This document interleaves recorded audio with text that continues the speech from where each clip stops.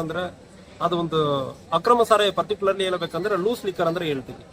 ಹಳ್ಳಿಯಲ್ಲಿ ಹೋಗಿ ಮಾರಾಟ ಮಾಡುವ ಸಂದರ್ಭದಲ್ಲಿ ಏನಾಗುತ್ತದೆ, ಯಾವುದೋ ಅವೈಲಬಿಲಿಟಿ, ಅಕ್ಸೆಸಿಬಿಲಿಟಿ ಅಂಡ್ ಅಫೋರ್ಡಬಿಲಿಟಿ ಅಂದ್ರೆ ಹೇಳ್ತೀವಿ. ಸರಿಯಾಗಿ ನಾವು ಹೇಳಬೇಕಂದ್ರೆ ಒಬ್ಬನು ಕುಡಿಯುವವನಕ್ಕೆ ಪಕ್ಕದಲ್ಲಿಯೇ ಇರ್ತದೆ ಮತ್ತು ತಕ್ಷಣ ಸಿಗ್ತದೆ. ಇಂತಾಗ ಇರುವ ಸಂದರ್ಭದಲ್ಲಿ ಜಾಸ್ತಿ ಕುಡಿತಾನೆ. ಉದಾಹರಣೆಗೆ ಒಂದು ಹುಡುಗರು ಒಂದು 4 ಜನ ಸೇರಿ ಕುಡಿತಾರೆ. ಅಲ್ಲಿ ಪಕ್ಕದಲ್ಲಿಯೇ ರಾತ್ರಿ 10 ಗಂಟೆಗೆ, 11 ಗಂಟೆಗೆ, 12 ಗಂಟೆಗೆ ಸಿಗುತ್ತಂದ್ರೆ ಅವ್ನು ಯಾವ್ದೋ ಫ್ರೆಂಡ್ಸ್ ಒಂದು 4 ಜನ ಸೇರಿ ಮತ್ತೆ ಕುಡಿತಾರ. ಮತ್ತೆ ಕುಡಿಯುವಾಗ ಒಂದು ಜಾಸ್ತಿ ಆಗುವ ಸಂದರ್ಭದಲ್ಲಿ ಗಲಾಟೆ ಆಗುತ್ತದೆ, ಮರ್ಡರ್ಸ್ ಆಗುತ್ತದೆ. ಇದನ್ನು ತಡೆಗಟ್ಟುವುದಕ್ಕೆ ನಾವು ಲೂಸ್ ಲಿಕ್ಕರ್ ಅನ್ನು ಸಂಪೂರ್ಣವಾಗಿ ತಡೆಗಟ್ಟುವ ಪ್ರಯತ್ನದಲ್ಲಿ ಆಲ್ಮೋಸ್ಟ್ ನಾವು ಮಾಡಿದ್ದೀವಿ. ಇನ್ನು ಮಾಹಿತಿ ಸಾರ್ವಜನಿಕರು ಕೊಡ್ತಾ ಇದ್ದಾರೆ. ಇದೇ ರೀತಿಯಲ್ಲಿ ಕಲ್ಲುಬಟ್ಟೆಯಲ್ಲಿ ಮಾರಾಟ ಮಾಡುವುದು ಇತ್ತೀಚೆಗೆ ಕುಡಿಸಿಯಲ್ಲಿ ಮಾಡಿದ್ವಿ, ಎಮ್ಕಂಡ್ಮಾರ್ಡಿಯಲ್ಲಿ ಮಾಡಿದ್ವಿ. ಒಂದು ಎಕ್ಸೈಸ್, ಇದು ನಮಗೆ ಭಾರಿ ತೊಂದರೆ ಆಗುವ ವಿಚಾರ. 2 ಮಡ್ಕ ಮತ್ತು ಗ್ಯಾಂಬ್ಲಿಂಗ್, ಅದು ವಿರುದ್ಧ ಕೂಡ ಸಾರ್ವಜನಿಕರು ಬಹಳಷ್ಟು ಮಾಹಿತಿಯನ್ನು ಕೊಡ್ತಾ ಇದ್ದೀರಿ. KSP ಅಪ್ಲಿಕೇಶನ್ ಅಲ್ಲಿ ಪ್ರತಿಯೊಬ್ಬರು ಕೊಡೋದಕ್ಕೆ ಅವಕಾಶ ಇರ್ತದೆ. ಈಗ ಅದರಲ್ಲಿ ಕೊಡೋದ್ರಿಂದ ಏನಾಗುತ್ತದೆ, ಪೊಲೀಸರಿಗೂ ಗೊತ್ತಿದಲ್ಲ, ನೀವು ಯಾಕೆ ನೀವು ಮಾಡಕ್ ಆಗ್ತಾ ಇಲ್ಲ ಅಂದ್ರೆ ನೀವು ಹೇಳೋದು ಸರಿ. KSP ಆಪ್ ಅಲ್ಲಿ ನೀವು ಮಾಹಿತಿಯನ್ನು ನೀಡುವಾಗ ಮಾಹಿತಿ ನನಗೆ ಬರ್ತದೆ. ನನಗೆ ಮಾತ್ರ ಅಲ್ಲ, ಸೀನಿಯರ್ ಆಫೀಸರ್ಸ್ಗೂ ಹೋಗ್ತದೆ, ನನಗಿಂತ ಮೇಲೆ ಇರೋವರೆಗೂ ಹೋಗ್ತದೆ. ಈ ಮಾಹಿತಿ ಜಿಲ್ಲೆಯಲ್ಲಿ ಏನು ನಡೀತಾ ಇದೆ ಅಂದ್ರೆ ಒಂದು ಇಮೇಜ್ ಎಲ್ಲರಿಗೂ ಸಿಗ್ತದೆ. ನನಗೆ ಮಾತ್ರ ಅಲ್ಲ, ಮೇಲೆ ಇರುವವರು ಬರೆ ಕಂಪ್ಲೀಟ್ ಆಗಿ ನಮ್ಮ ಜಿಲ್ಲೆಯಲ್ಲಿ, ಬೆಳಗಾವಿ ಜಿಲ್ಲೆಯಲ್ಲಿ ನೀವು ಮಾಹಿತಿ ಕೊಡುವ ಸಂದರ್ಭದಲ್ಲಿ, ಫೋಟೋ ವಿಡಿಯೋ ಹಾಕುವ ಸಂದರ್ಭದಲ್ಲಿ ಎಲ್ಲರಿಗೂ ಗೊತ್ತಿರುತ್ತದೆ. ನಾಳೆ ಬಂದ್ಬಿಟ್ಟು SP ಆಗಿ ನಾನು ಕೂಡ ಇದೆಲ್ಲ ನನಗೆ ಗೊತ್ತಿರಲ್ಲ ಅಂದ್ರೆ ಹೇಳೋದಕ್ಕೆ ಅವಕಾಶನೇ ಇಲ್ಲ. ಸೊ ಈಗ ಟ್ರಾನ್ಸ್ಪರೆಂಟ್ ಆಗಿ ನಡೆಸ್ತಾ ಇದ್ದೀವಿ.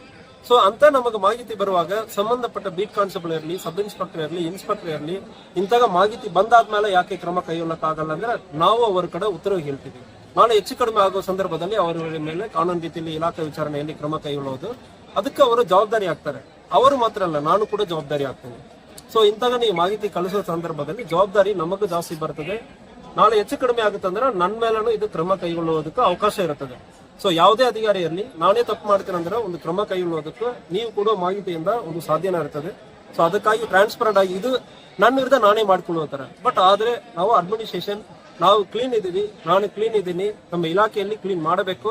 ನಮ್ಮವರು ಇಲಾಖೆಯಲ್ಲಿ ಕೆಲಸ ಮಾಡ್ತಾ ಇದ್ದಾರೆ. ನಮ್ಮ ಪೊಲೀಸ್ ಆಫೀಸರ್ಸ್, ಇನ್ಸ್ಪೆಕ್ಟರ್ ಇರಲಿ, ಬಹಳಷ್ಟು ಮಾಹಿತಿ ಬಂದಾದ್ಮೇಲೆ ತಕ್ಷಣ ಅಟೆಂಡ್ ಮಾಡಿದ್ದಾರೆ. ಸಂಪೂರ್ಣವಾಗಿ ಸಹಕಾರ ಇಲಾಖೆಯಲ್ಲಿ ಇದೆ. ನಮ್ಮ ಇಲಾಖೆ ಸಿಬ್ಬಂದಿಯನ್ನು ನಾವು ಇಂತಾಗ ಮಾಡಬೇಕಂದ್ರೆ ಇಲ್ಲೋ ಸಂದರ್ಭದಲ್ಲಿ ನಮ್ಮ ಇಲಾಖೆಯಲ್ಲಿ, ಪೊಲೀಸ್ ಇಲಾಖೆಗೆ ಬಹಳಷ್ಟು ಕಟ್ಟುನಿಟ್ಟಾಗಿ ಕ್ರಮವನ್ನು ಕೈಗೊಳ್ತಾರೆ. ಸರ್, ಈಗ ಅಕ್ರಮ ಕ್ರಾಸ್ ಮಾಡ್ತಾರೆ ಅವ್ರಿಗೆ ಸರ್ ಯಾವ ರೀತಿ ಕ್ರಮ ತಗೊಳ್ತೀವಿ? ನಮ್ಮ ಉದ್ದೇಶ ನಿಮ್ಮ ಎಲ್ಲರಿಗೂ ಗೊತ್ತಿದೆ. ಅಕ್ರಮ ಹುಡುಕಿ ನಾವು ಕೂಡ ಪ್ರಯತ್ನ ಮಾಡ್ತಾ ಇದ್ದೀವಿ. ಸಾರ್ವಜನಿಕರು ನೀವು ಮಾಹಿತಿ ಕೊಡಿ, ಇದು ನನ್ನ ಜವಾಬ್ದಾರಿ. ನೀವು ಮಾಹಿತಿ ಕೊಡುವಾಗ ಅದು ಸೀದಾ ನನ್ನ ಜವಾಬ್ದಾರಿ. ಅಂದ್ರೆ ಬೆಳಿಗ್ಗೆ 6 ಗಂಟೆಗೆ ಎಲ್ಲಿ ಇದಂದ್ರೆ ನೀವು ಮಾಹಿತಿ ಕೊಡ್ತಾರಂದ್ರೆ, ಸೊ 10 ಬಾರಿ ಇದಂದ್ರೆ ಇಲ್ಲಿ ಒಂದು ಯಾವುದೋ ಒಂದು ಕಡೆ ಮಾಡುವುದಕ್ಕೂ ಸಾಧ್ಯನೇ ಇರ್ತದೆ. ಇಲ್ಲಾಂದ್ರೆ ಹೇಳ್ತಾ ಇಲ್ಲ. ನೀವು ಮಾಹಿತಿ ಕೊಡ್ತೀರಂದ್ರೆ ಅದಾದ್ಮೇಲೆ ಅವ್ರು ಮಾಡ್ತಾರಂದ್ರೆ ಅದು ನನ್ನ ಜವಾಬ್ದಾರಿ. ನಾನು ನಿಮಗೆ ಮಾಹಿತಿ ಕೊಟ್ಟಿದ್ದೀನಿ, ಯಾಕೆ ಮಾಡಿಲ್ಲ ಅಂದ್ರೆ ನನ್ನನ್ನೇ ಪ್ರಶ್ನೆ ಮಾಡಬಾರ್ದು. ಸೊ ಕೆಲವೊಂದು ಕಡೆ ಅಂತಾಗ ಮಾಡ್ತಾರಂದ್ರೆ ಇಲಾಖೆ ಸಿಬ್ಬಂದಿಗಳ ಮೇಲ್ಗಡೆ ನಾವು ಕ್ರಮ ಕೈಗೊಂಡಿದ್ದೀವಿ. ಮುಂದಿನ ದಿವಸಗಳಲ್ಲಿ ಅಂತಾಗ ಕೈಗೊಳ್ಳಿ. ಮಾಜಿ ಸೈನಿಕ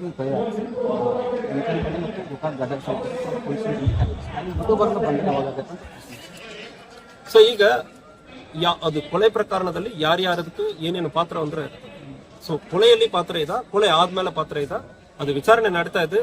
ಪೊಲೀಸ್ ಕಸ್ಟಡಿಯಲ್ಲಿ ತಗೊಂಡಿದ್ದೀವಿ, ವಿಚಾರಣೆ ನಡೀತಾ ಇದೆ. ಸೊ ಇನ್ನ ಯಾರ್ಯಾರು ಅದರಲ್ಲಿ ಸಂಬಂಧಪಟ್ಟವರು ಎಲ್ಲರನ್ನು ಕೂಡ ನಾವು ಅರೆಸ್ಟ್ ಮಾಡ್ತೀವಿ. ಸೊ ಸಫಿಷಿಯಂಟ್ ಎವಿಡೆನ್ಸ್ ಬಂದಾದ್ಮೇಲೆ 100% ನಾವೇ ಅದಕ್ಕೆ ಹೇಳಿದೀವಲ್ಲ, ಇನ್ನ ಸಂಬಂಧಪಟ್ಟಿದ್ದಾರೆ ಅಂದ್ರೆ ಬೇರೆ ಯಾರು ಹೇಳಿಲ್ಲ. ಸೊ ನಾನೇ ಹೇಳಿದೆ, ಸಂಬಂಧ ಇದೆ ಅಂದ್ರೆ ಹೇಳಿದೀವಿ. ಸೊ ನಾವು ಅರೆಸ್ಟ್ ಮಾಡುವುದಕ್ಕೆ ನಾವು ಹೇಳಿದೀವಿ. ಅದರಲ್ಲಿ ಒಂದು ಪಾತ್ರ ಸಣ್ಣದಾಗಿ ಮುಚ್ಚಕ್ಕೆ ಹೋಗ್ತಾರೆ ಅಂದ್ರೆ ಅವರನ್ನು ನಾವು ಬಿಡಲ್ಲ ಅಂತ ಹೇಳಿದ್ವಿ. ಮುಂದಿನ ದಿವಸದಲ್ಲಿ ಯಾರಿಗೆ ಆ ಕೊಲೆಯಲ್ಲಿ ಯಾವುದೇ ರೀತಿಯಲ್ಲಿ ಒಂದು ಸಣ್ಣ ರೀತಿಯಲ್ಲಿ ಆ ಕೊಲೆ ಆದ್ಮೇಲೆ ಯಾರು ಸಹಕಾರ ಮಾಡಿರುವರು, ಸೊ ಇದರಲ್ಲಿ ನೀವು ಇಲಾಖೆ ಸಂಬಂಧಪಟ್ಟ ಇಲಾಖೆಯವರೇ ನಾವು ಅರೆಸ್ಟ್ ಮಾಡಿದೀವಿ. ಬಹಳಷ್ಟು 4 ಮಂದಿ ಇಲಾಖೆಯವರು ಮಾತ್ರ ಅರೆಸ್ಟ್ ಮಾಡಿದೀವಿ. ಸಾರ್ವಜನಿಕರು ನಾವು ಯಾಕೆ ಬಿಡಬೇಕಾಗುತ್ತದೆ? ಯಾರಿಗೂ ಅವಕಾಶ ಇಲ್ಲ.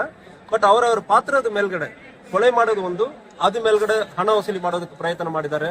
ಮಾಹಿತಿ ಯಾರಿಗೂ ಗೊತ್ತಿಲ್ಲ, ಆ ಮಾಹಿತಿಯನ್ನು ಇಟ್ಕೊಂಡು ಸಹಕಾರ ಮಾಡೋದಕ್ಕೆ ಪ್ರಯತ್ನ ಮಾಡಿದ್ದಾರೆ. ಪ್ರತಿಯೊಬ್ಬರಿಗೂ ಅವರವರು ಏನನ್ನು ಆರೋಪ ಮಾಡಿದಾರೋ ಅದಕ್ಕೆ ತಕ್ಕಂಗೆ ನಾವು ಚಾರ್ಜ್ ಶೀಟ್ ಅಲ್ಲಿ ಫ್ರೇಮ್ ಮಾಡ್ತೀವಿ, ಅವರನ್ನು ಅರೆಸ್ಟ್ ಮಾಡ್ತೀವಿ. ಭಾರತೀಯ ಪೊಲೀಸ್ ಸ್ಟೇಷನ್ ಸಕಲ ವ್ಯವಸ್ಥೆ ಮುನ್ಸಿಪಾಲಿಟಿಗೆ ಅಲ್ಲಿ ಮುನ್ಸಿಪಾಲಿಟಿಗೆ ಅಲ್ಲಿ ಯಾರು ಬರ್ತಾ ಇದ್ದಾರೆ ಗೊತ್ತಾಗಲ್ಲ, ಮತ್ತು ಪೊಲೀಸ್ಗೆ ಯಾರು ಬರ್ತಾ ಇರೋ ಗೊತ್ತಾಗಲ್ಲ. ಸಹ ಅಲ್ಲಿ ತಾಡ್ಪತ್ರೆಗಳನ್ನ ಹಾಕೊಂಡು ಕೆಲಸ ಮಾಡುವಂತ ಪರಿಸ್ಥಿತಿ ಸರ್. ಏನಾದರೂ ಹೊಸ ಕೆಲಸ ಸಿಗಬಹುದಾ ಅಂತ ಆಯ್ತು. ಅಲ್ಲಿ CP ಆಫೀಸ್ ಮತ್ತು ಒಂದು ಜಾಗನೂ ಕೂಡ ಇದೆ, 30 ಗುಂಟೆ ಜಾಗ ಇನ್ನೊಂದು ಕಡೆ ಇದೆ. ಆಲ್ರೆಡಿ ಜಾಗ ಐಡೆಂಟಿಫೈ ಮಾಡಿ ಪ್ರಪೋಸಲ್ ಕಳಿಸಿ ಆಯ್ತು. ಸೊ ಮುಂದಿನ ದಿವಸಗಳಲ್ಲಿ ಬಿಲ್ಡಿಂಗ್ ಬರ್ತದೆ, with in short time building number ಹೆಚ್ಚುವರಿ ಪೊಲೀಸ್ ಸಿಬ್ಬಂದಿಗಳ ಕೊರತೆ ಇದೆ. ಹತ್ತಿನಿ ನೀವು ಹೇಳೋ ತರ ಹತ್ತಿನಿಯಲ್ಲಿ ನಮಗಿರೋ ಬಿಗ್ಗೆಸ್ಟ್ ಚಾಲೆಂಜ್ ಐ ಥಿಂಕ್ ನನಗೆ ಗೊತ್ತಾಗಿ ನಾನು ಇದಕ್ಕಿಂತ ಬೇರೆ ಎಲ್ಲಿಯೋ ಒಂದೇ ಸ್ಟೇಷನ್ ಅಲ್ಲಿ 1000 FIR ನಾನು ಎಲ್ಲಿ ನೋಡಿಲ್ಲ.